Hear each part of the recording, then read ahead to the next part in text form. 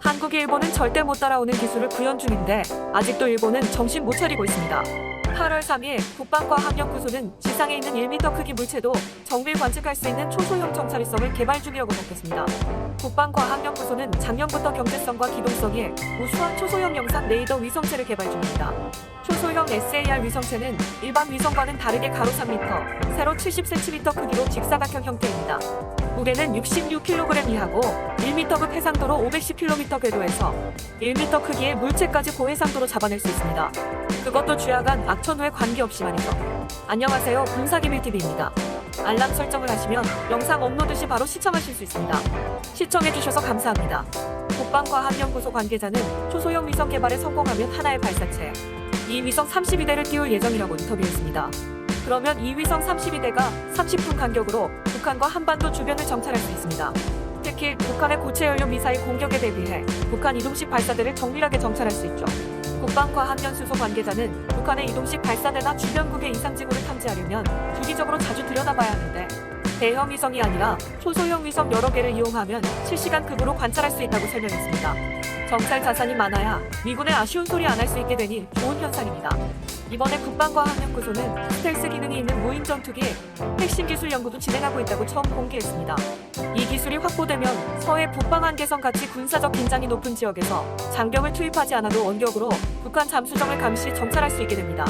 또 스텔스를 탐지할 수 있는 광자 양자 레이더, 기술 적의 무인기나 로켓 등을 레이저빔으로 무력화할 수 있는 레이저, 요격 장치 연구도 진행 중입니다. 우리나라의 한 네티즌은 자주국방이라며 IT 기술을 제대로 활용한다고 놀라워했습니다. 일본 같은 아날로그 종자는 절대 따라갈 수 없는 기술이죠. 미쳤다, 한국군 대단하다라는 의견도 있었습니다. 국산 무기를 개발하면 내수 성장과 기업의 경쟁력을 높일 수 있습니다. 외국 무기만 구입하고 기술 이전도 못 받는 글로벌 호구 국가가 되지 말고 자주국방을 이뤄야죠. 미사일 사거리와 핵제처리 제한 해제하고 탄도미사일 차세대 전투기, 우주로켓, 이지스 구축함, 원자력 잠수함 등을 건조 배치해야 합니다. 최근 단체 훈련을 하면 항상 민폐인 한국 잠수함이라는 글이 올라와 화제가 되고 있습니다. 요약하자면 한국 잠수함들이 너무 뛰어나서 다국적 훈련에 안 맞는다는 겁니다. 림팩은 환태평양 훈련이라고도 불리는 세계 최대 국제 해군 훈련입니다. 미국 해군과 영국 해군이 주관하고 미국 해병대, 미국 해안경비대, 하와이 주방위군도 참여합니다. 이번 림팩은 8월 17일부터 개최되는데 우리 해군은 7,600톤급 이지스 구축함과 4,400톤급 구축함을 보낼 예정입니다. 커뮤니티에 올라온 절에 의하면 한국 잠수함의 민폐는 1997년부터 시작됐습니다.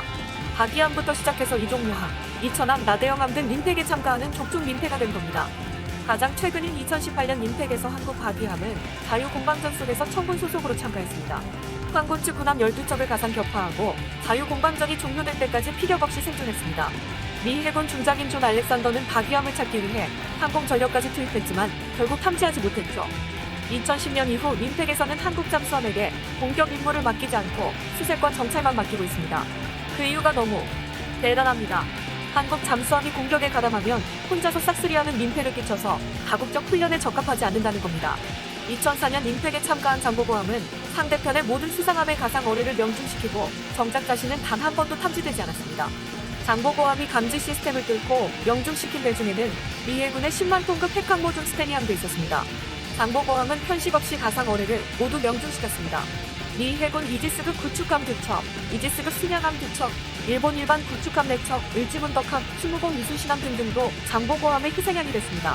장보고함이 격추시킨 배만 30여 척, 혼자서 명중시킨 가상어뢰만 40개에 달합니다. 장보고함은 훈련이 끝나도 탐지할 수 없었는데 발각되지 않았습니다. 장보고함의 활약이 얼마나 대단했으면 진실인지 아닌지 모르겠지만 이런 썰도 돌고 있습니다. 훈련이 끝나도 끝내 탐지가 안 돼 자기가 알아서 나오길 기다리는 수밖에 없었다는 겁니다. 선에 의하면 훈련이 끝나다 떠올라라 알려주니 미 해군 항공모함 밑에서 떠받치듯이 떠올라 참가국 배들이 다 뒤집힐 뻔했다고 합니다. 이 2004년 훈련 이후로 장보고는 퍼펙트 장보고라는 별명을 얻었습니다. 2000년 림팩에서는 박이함은 11척을 가상 격침하고 훈련 마지막까지 살아남은 유일한 잠수함이라는 기록을 세웠습니다. 박이함이 격침한 군함 중 한 척은 미 해군의 와스프급 강습 상륙함이었습니다. 박이함은 참가 잠수함 중 제일 작았는데도 대한군 군함들 중 유일하게 최후까지 생존했죠. 1999년 서태평양 잠수함 연합훈련에서 이천함은 우밤 잠수함 훈련을 폭망시켜버렸습니다. 당시 표적 함익만 2,000톤급 퇴역 순양함 오클라호마 시티를 어뢰로 두 동강 내서 격침시켰기 때문입니다. 원래 10,000톤급 이상은 격벽이 조밀하고 철제도 강화돼서 한두 방으로는 침몰되지 않습니다. 당연히 미 해군은 쉽게 침몰되지 않을 거라 생각하고 처음 타자를 이천함에게 맡겼습니다. 그런데 이천함이 첫 번째 두 동강 내버려 침몰시켰죠. 다른 우방 잠수함 훈련은 폭망해버렸습니다. 한 네티즌은 이를 두고 전술게임 강국이라며 스타크래프트 잘하는 데는 이유가 있다고 말했습니다. 집중 표적이 돼버렸기 때문이라는 겁니다. 2년마다 하는 올해 림팩 훈련은 코로나 때문에 한때 취소설이 돌았습니다. 그런데 일본 정부의 강력한 요청으로 실시하게 됐습니다. 일본을 제치고 기동부대 사령관을 맡았기 때문이죠. 최근 북한은 한국의 림팩 참가를 두고 강하게 맹비난을 쏟아냈습니다. 대외 선전 매체 우리민족끼리는 7월 29일 보도에서 시대착오적인 친미 골종 정책이라며 한국이 미국과 합동군사훈련을 벌여 북한을 힘으로 제압하고 패권적 야망을 실현하기 위한 전쟁 불장난을 하고 있다고 비난했습니다. 판문점 선언에 역행하는 행위라고도 말했죠. 판문점 선언에 역행하는 행위는 북한이 더 심할 텐데요. 남북공동연락사무소 포파한 쪽에서 말할 처지는 아닙니다. 림팩은 북한의 도발에 대비한 훈련이 아니라 오히려 각국의 해군 전투력을 전 세계에 과시하고 기량을 겨루는 해군 올림픽과 같습니다. 그런데도 북한은 북한을 저격한 화약내 나는 전쟁이라고 날뛰고 있죠. 림팩 훈련에 북한이 호들갑 덜 수밖에 없는 이유가 있습니다. 2016년 림팩을 앞두고 한 미일은 북한 미사일을 탐지하고 추적하는 미사일 경보 훈련을 별도로 시행했습니다. 미국과 일본은 시뮬레이션 훈련에서 가상의 북한 미사일을 격추하기까지 했습니다. 2014년 12월 한미일은 정보공유협정 TISA를 맺었습니다. A국을 중개자로 놓고 B국과 C국이 서로 관련 정보를 동등하게 간접으로 취득하는 약정인데 한마디로 미국을 통해 한국과 일본이 북한의 핵과 미사일 정보를 공유하는 겁니다. 이 TISA 이후로 한미일은 미사일 경보 훈련을 실시해왔습니다. 미사일 방어 공조체제가 강화될수록 북한의 입지는 불안해지는 셈입니다. 림팩에서는 해상봉쇄훈련도 진행됩니다. 이 해상봉쇄훈련도 북한은 싫은 게 당연합니다. 유엔 안보리 제재안에 따르면 북한 해상은 사실상 봉쇄 상태나 마찬가지이기 때문이죠. 북한 경제는 실질적으로 외부 물자에 의존하고 있으니 유사시 해상봉쇄가 강화되면 엄청난 타격이 됩니다. 북한 노동신문도 이 점을 민감하게 보도했습니다. 2018년 6월 보도에서 노동신문은 림팩이 최근 해상봉쇄, 수중으로부터의 강습 상륙 연습이 늘어나고 있다. 림팩은 침략적 성격이 강하다고 비판했습니다. 북한에게는 최신의 해군 전력이 한자리에 모이는 것도 부담입니다. 북한이 나를 곤두세우고 있는 강습 상륙 훈련에서 미국은 그동안 차세대 레이저 무기를 동원해왔습니다. 미국 항모전단을 비롯해 각국의 최첨단 함선들이 한자리에 모입니다. 그것도 완전 무장한 상태로 말이죠. 이들 모두 유사시 한반도에 즉각 투입될 수 있는 전력입니다. 하와이에서 5일이면 한반도에 닿을 수 있으니 북한 입장에서는 올림픽 정도의 행사가 아니라 실제 위협이라고 생각하는 겁니다. 림팩에서 한국 지휘관 손에 핵잠수함 들려주면 더 난리 나겠는데요. 최근 일본도 한국을 의식해서인지 가쁜 한국을 저격해 무식한 티를 냈습니다. 일본 방위상 고노다로는 지난 8월 5일 취재에서 우리가 적기지 공격 능력을 보유하겠다는데 왜 한국 양해를 받아야 하냐며 헛소리를 했습니다. 고노다로는 아베 다음으로 총리직을 노리고 있습니다. 최근 고노다로는 표심을 확보하기 위해 여러 망언을 해왔습니다.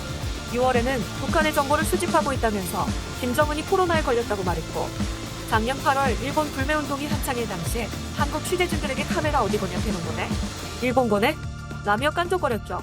미국과 북한이 2차 정상회담을 앞둔 2019년 2월에는 뜬금없이 미국에게 북한의 일본인 납치 문제를 해결해달라면서 북미 정상회담을 방해했습니다. 이번에 고노다로가 한국 양해 따윈 필요 없다고 말한 건 중국이 미사일을 증강하고 있어서 일본의 안보가 위협받고 있는데 왜 한국을 생각해야 되냐의 뜻입니다. 적기지 공격 능력은 적국이 탄도미사일 발사 움직임을 보인다면 발사기지를 폭격해 파괴하는 능력입니다. 한마디로 선제 공격을 하겠다는 겁니다. 그동안 자민당은 적기지 공격 능력이 선제 공격이 아니고 헌법의 범위 안에서 국제법을 준수하면서 공격을 받을 경우에만 방위력을 행사하는 것이라고 말장난을 해왔습니다. 자민당의 말장난을 풀어보면 적기지 공격 능력은 일본으로 날아오는 미사일을 요격하는 방식이 아니라 상대 영역 내에서 탄도미사일 등을 저지하는 구상입니다. 만약 북한을 상대로 실행한다면 한반도의 안보와도 직결됩니다. 우리나라 네티즌들은 일본이 이렇게 해줄수록 우리도 무장하는데 명분이 생긴다며 이참에 미사일 사거리 거리 제한도 없애야 된다고 주장했습니다. 맞는 말했네. 지소미 하나 파기해라. 일본은 항상 자기네 나라의 정치나 경제가 어려워지면 전쟁을 준비했지 등의 댓글도 있었습니다. 한 네티즌은 전쟁 준비해야겠네. 예비 군복 잘 보관해야지라며 비장한 댓글을 남겼습니다. 전쟁광들이 몸이 근질근질한가 봅니다. 세계에서 유일하게 핵 처맞은 국가이면서 여전히 정신을 못 차리고 있죠. 이쯤 되면 미국이 고민이 많겠습니다. 전쟁할 수 있는 일본으로 개헌하는 걸 인정하자니 국내외 여론이 만만치 않고 개헌을 금지시키자니 중국과 북한이 제멋대로 심기를 건드리니 말이죠. 요즘 오른쪽 동네는 차기 총리 후보감이 넘쳐나는 것 같습니다. 요즘 아베 종신 집권의 위기가 온 것 같은데 아베나 펑크색자가 좀 더 힘내줬으면 좋겠습니다. 오늘 준비한 영상은 여기까지입니다. 끝까지 시청해주신 여러분 감사합니다. 본 영상은 유튜브 채널 군사기밀TV에서 제작하였으며 도움이 되셨다면 좋아요와 구독하기를 눌러주세요. 알람 설정을 하시면 영상 업로드 시 바로 시청하실 수 있습니다. 한국이 일본은 절대 못 따라오는 기술